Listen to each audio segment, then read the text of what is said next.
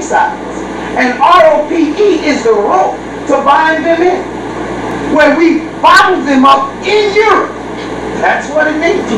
When we bottled them up in Europe, some 6,000 years ago, when they couldn't come out of Europe. That's why Mr. Columbus was trying to find a new route. Why can't you just go down, Mr. Columbus? Because we didn't allow you to come down. Whenever you came down there, you caused problems. We would run you out and bottle you out and rope you out. You understand this? So we didn't allow them to ultimately come down amongst us. However, when we put them in the caves and hillsides of Europe, to bottle them in, we, the wise black scientists, placed around the borders what they called dragons.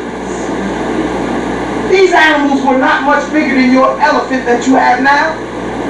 And once they died, they were not able to breathe. And once they died, that was the end of that.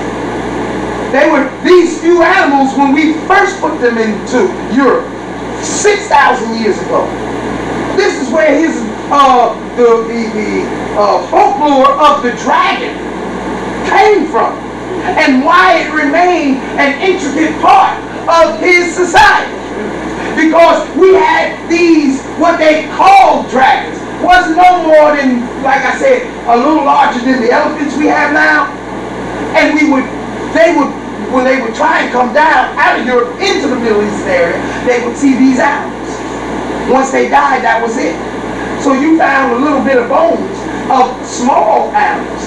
How did you get to these large animals? And stop and think for a minute. There's no heart.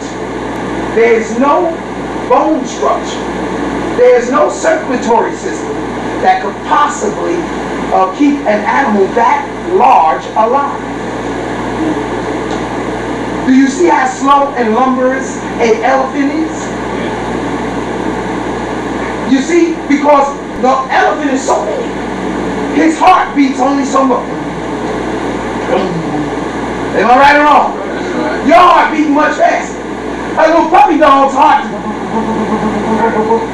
Now you take and compound that with the animals that they say that they had back millions of years ago, Tyrannosaurus Rex and Brontosaurus and all of this and all of that. You take and link that up. There's no skeleton system that could possibly hold the tonnage. Do you know if one of those animals tripped and fall, he'd break everything? Yes, sir. Even if they were able to get a skeleton system and a heart, if he tripped and fell, he'd break everything. Because just like a house, just like any other heavy object, let it fall.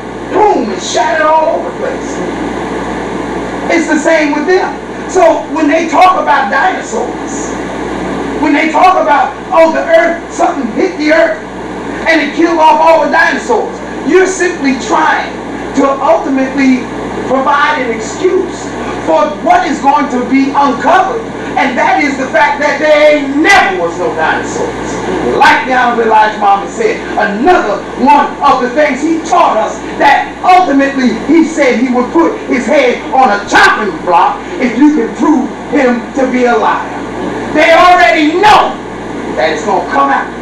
There wasn't no dinosaurs ever on this planet. Well, none of those brontosaurus and big giant things that they tell you about, big winged creatures and stuff, all lies.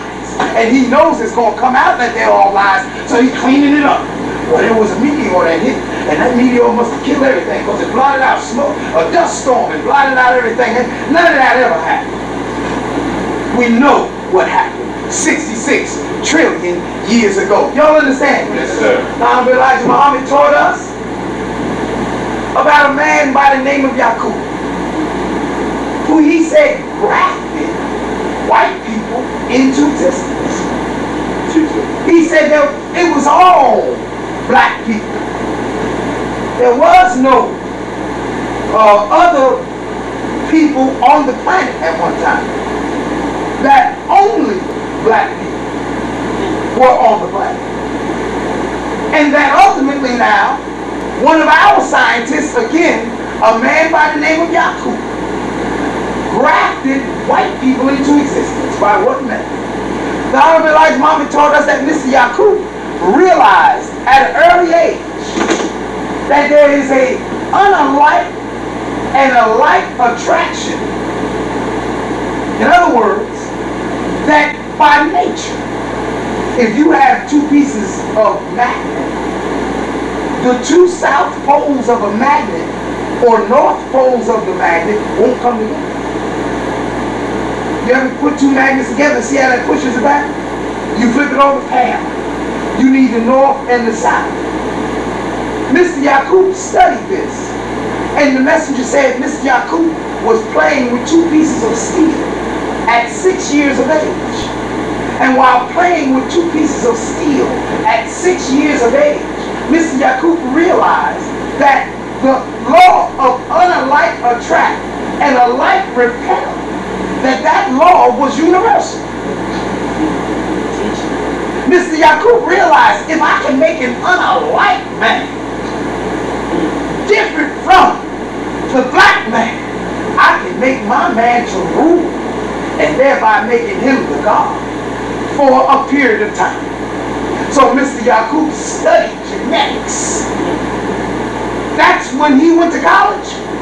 That's all he studied. And by the way, you know, I wish my Jehovah's Witness brother was here, because he would realize that we had colleges and universities thousands and millions of years ago also. That's right. He a Johnny-come-lately on the planet. Yes, that's why he act like a Johnny-come-lately. Sure. Act like kids. Kids act as though the world started spinning when they were born. And I see that in even young adults. Y'all still have that same mentality. Like the world started spinning when they were born. Do you understand? I'll give you an example. The other day at my house, all my children were at my house. And I started singing Shorty.